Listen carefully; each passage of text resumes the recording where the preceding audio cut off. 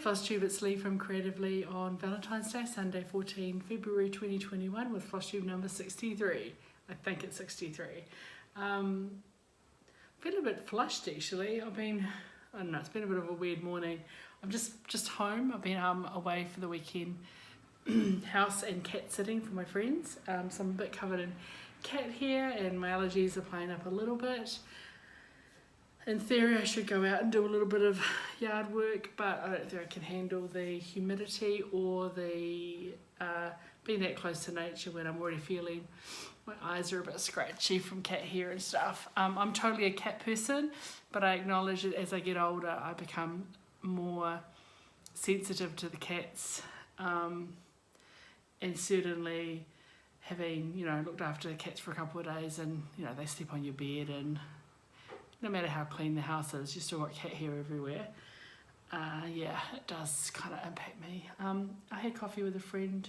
So, I had originally planned to be at a ukulele workshop today, but just it got too hard. It got too hard to get there. So it was back here in Upper Hutt. I would have had to get up at like early and get the cats sorted and packed up and head back.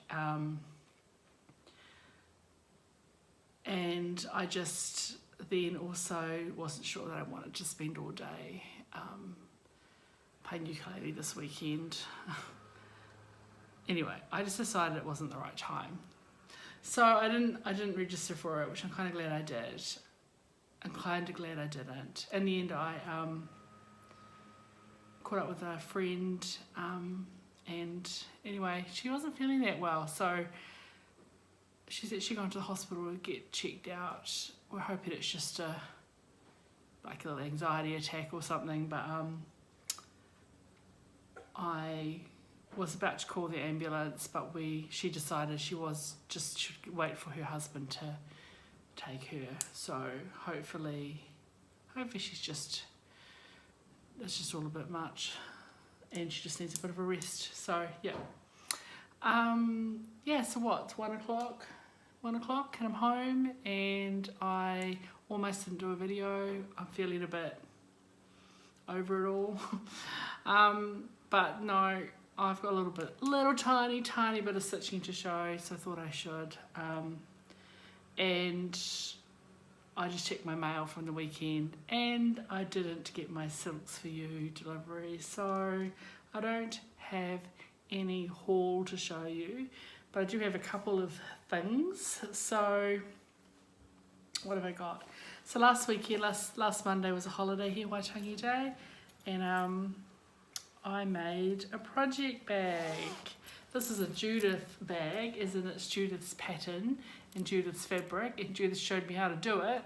But I did the sewing, and I've never made a fully lined non-vinyl fronted, actually sewed quite well bag before. Mine are a bit rough. And I just loved the typewriter. So thank you, Judith, for your help. And she made sure when she cut out the fabric, she got the fabric ready, she said she made sure she had a couple of orange typewriters for me. And we went with the typewriter keys, and she said she made sure she had the QWERTY at the top and the inside. Isn't it beautiful? I love this bag. So I don't know what's going in this. It's another special bag, a fancy bag as they call them. And for the zipper pull, we just with a similarly retro icon, this little cassette tape. For you young people, this is the oldie way we used to do music. And I remember my first cassette that I bought with my own pocket money, and it was one of those mixed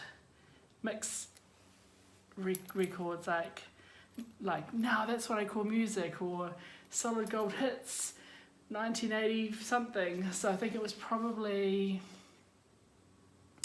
around 1984. I would have been about 12 in Form 2 at school, and it was a mixed one, and I know it had Michael Jackson Beat It, it had a Hot Chocolate song, it had, I think it had Africa by Toto on it. It was, I just remember if I hear the songs, I'll be able to say it was on that tape. It was the first cassette tape I ever bought with my own money. It wasn't I? Funny, eh? Anyway, that's my retro bag. So I will have to find some suitable retro kind of design to go in there. And then also the lovely Judith has lent me her copy of Anne Morrison. So I need to sit down and decide what I'm going to stitch it on and with. Quite keen to do the 103, the Overdyes 103. But I feel like I might want to make it a little less pink. So we'll have to sit down and see. But as soon as I decide and get that stuff ordered, I'll stitch it so I can get it back to her. I think eventually this might be one of those charts that goes around as a pass that stitched by a few people. But yeah, so it'll be my first hands across the sea samplers. And yeah, we will have to see what I want to stitch it with. But I will get it done. I will get it done soonish, as soon as I get the materials in, I will stitch that. So thank you again, Judith. And then I stitched on 2 things this week. I did get more sleep, so that was good. I tried not to work quite as long hours as I do sometimes. But I didn't get, I don't know, it is what it is. So, first up, I got Emily's house back out. Oh God, I'm losing my voice. Okay, so I got Emily's house, which is by Lindy Stitches. I think everyone knows what this one is. And I'm doing a partial conversion. Few of the ones I've changed. And I'm doing this on 36 count Parchment from Victorian Motto. And you may recall last time I showed this a week or 2 ago, I had done all the border. So I packed it up and I got all of the grass and the little critters, all the creatures that are there, I got all that grass done. So I'm using the overdyed, but I'm not stitching every X, so it's going to be less stripy and more just a little patchy. I think you still get some nice colour variegation in it, but not stripy, because I'm stitching not right across. I'm sort of stitching, I stitch until I hit something, and then I stitch up here, and then I'll start another thread, and I just sort of work in little patches up, back and forward, do the full Danish stitching style, so all the bottom leg and then come back with the top leg, and I think it gives it a nice patchy but not stripy look, so I quite like that. So that's why I decided how I'm going to stitch this.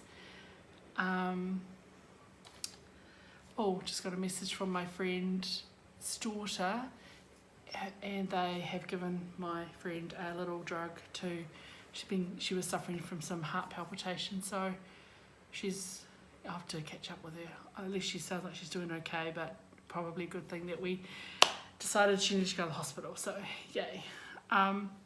So I am happy that I got that done. So, all I have to do now is the house.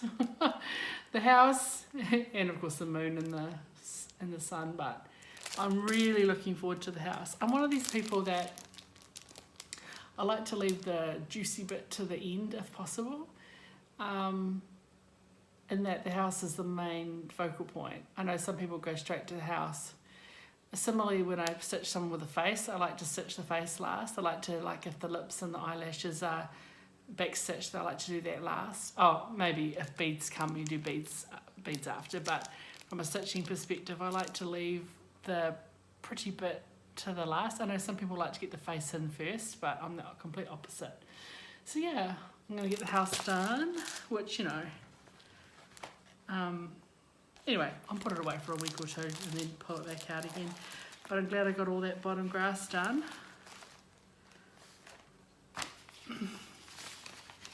I'm trying to fold things up nicely. I had a bit of a screwed things up. And then I thought I'll take, so basically that's all I stitched all week was grass. Grass and animals. But then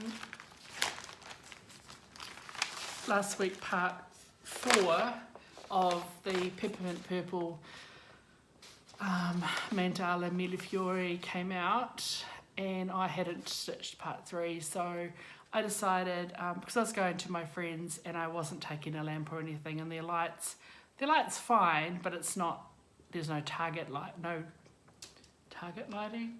no project lighting, task lighting available. I didn't want to take a lamp and stuff because the way their lounge is set out, I'd have to then have a cord running across the lounge and I'd trip over it, sure as eggs. I thought I could handle black work on 18 count without any light, and it was fine.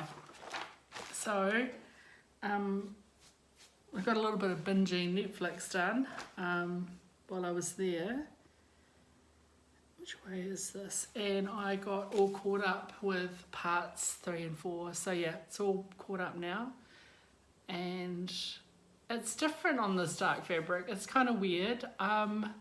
Like I think I've mentioned before, I'm not going to frame this. It was more of a fun project. I had this bit of fabric that I won from Fortnight Fabrics. Do I have the thing written down? I do have the thing written down. It was just one that they would get in a giveaway. So 80 count Aida from Fortnight Fabrics. It has no colour, name or anything, and a slight conversion of DMC. But I will end up probably making this into a project bag or something when it's finished. So we've got one more part up here to come and a part down here to come. It's sort of squarish overall, squarish dimensions. And I think it looks kind of different. I don't know what I'm trying to say. I like it, but I wouldn't frame it. So yeah, it's a fun little project. And yeah, it'll go away until the next part or 2, 5 and 6 come out. So I probably won't, I should really try and do 5 soon after it comes out, and then, because that big one, the big ones take quite a while. And so that's what I got done this weekend while I've been, so Friday night and Saturday, while I've been cat sitting. To be fair, I didn't leave the house yesterday. I just cuddled with the cats and watched Netflix and stitched, and then had a simple dinner, and that's really what I did. So yeah, that's a very short video, isn't it? 2 small projects. I've got to find something to put in my project bag. I do have that Erin Condren book that my friend gave me, that kind of, I think those designs might suit being in a retro bag, so maybe I'll have to start one of those. I need to go through it properly and decide who I would stitch them for, because I sort of have family and friends in mind. I have to pick people who would, I have to have a look at the measurements and see what would fit in a standard frame, because they're not the sort of thing that I would spend $200 a frame on, but if they fit in a nice white frame from Briscoe's or Harvey Norman, then I will be quite happy to stitch those and frame them. So yeah, that's it from me. I haven't seen the news for a week, although I did just hear on the radio that I think that they acquitted the former president of whatever they were charging him with, insurrection or incite, whatever. So that's interesting. What does that mean? I have no idea. But yeah, I should stop. I'm really bad. I'm a clicker. I'm a doodler, I'm a tapper. So, and then when I watch the video back, I realise my little tap here sometimes sounds really, really loud, so I apologise. I just clicked the pen, then I tapped the tripod, and I'm a terrible videographer, but that's not why you watched me, right? Anyway, I'm going to go now. I might have a little lie down. I'm feeling a bit tired, and I might have a little nap or a little reading before I get on with the rest of my day, which, you know, back to work tomorrow. So yeah, thanks for watching, and as always, enjoy your comments, and feel free to ask me a question if you want to see anything or know about anything. I do intend to still at some stage do a more detailed how I stitch video, but I still got to work out the best way to do that with my tripod-y thing. So I feel like if I lie it down somehow it might work, and then the thing down, so we'll see. Something to look forward to, right? Okay, that's it. Have fun, enjoy your stitching, be safe, and as always, don't let your needles rust. Ciao.